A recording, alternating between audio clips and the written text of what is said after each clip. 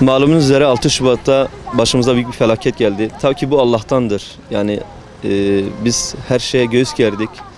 Aylarca akrabalarımızın evinde, sonrasında yurtlarda kaldık. Sonrasında Allah razı olsun, yani her şeye rağmen bir yıl içerisinde bu konutlar teslim edildi. Ama maalesef yetkililer bu anlamda hiçbir eksiği gidermemiş. Bakın biz günlerce taşıma suyla, burada bütün vatandaşlar şahittir, taşıma suyla evlerimizi yıkadık.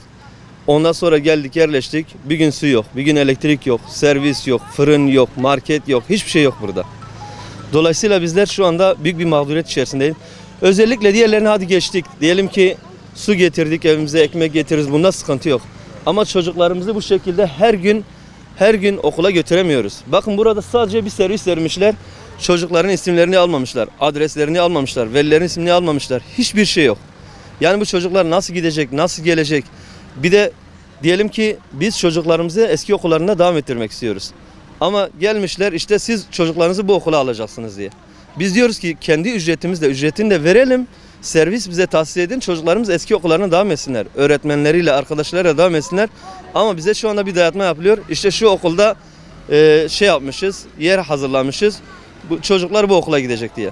Bizler çocuklarımızın eski okullarına devam etmesini istiyoruz. Bu anlamda yetkililerden de cevap bekliyoruz.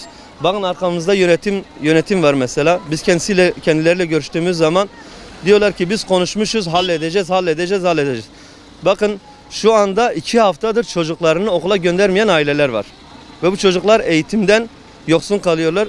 Bunun vebali de başta valilik olmak üzere tüm yetkili kurumlardır. Çocukları okula götüreceğiz, servis yok. 2 haftadır servis yok. Yönetime söylüyoruz, yerinden bir bilgi yok.